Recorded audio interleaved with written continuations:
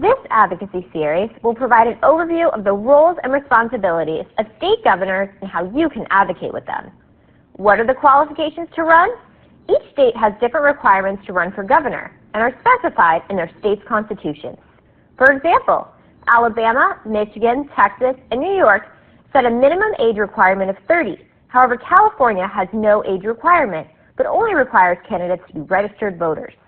Many states require a candidate to be a resident of their state, and in some states, there is a requirement of how many years an individual is required to live there before running for governor. The only consistent requirement throughout the 50 states is for the individual to be a United States citizen. Overview of governors. There is one per state, and governors serve 4-year term limits for every state except for New Hampshire and Vermont, where they have 2-year term limits. What are the tasks of governors? The governor's most important role is to draft an annual state budget, which will then be submitted to the state legislators. This budget is important because it will highlight policy priorities, any tax hikes or cuts, and program spending levels.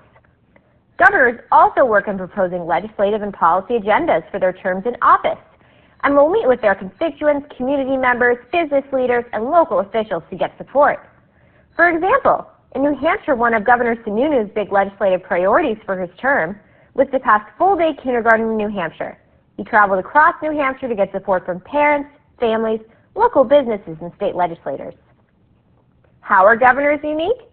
Governors have state executive powers and can declare a state of emergency. They are also the commander-in-chief of the National Guard and can call upon them for help.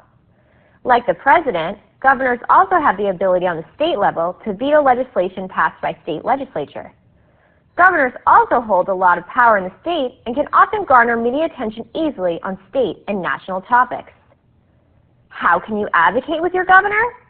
You can request to meet with your governor to talk to them about your experiences with COPD.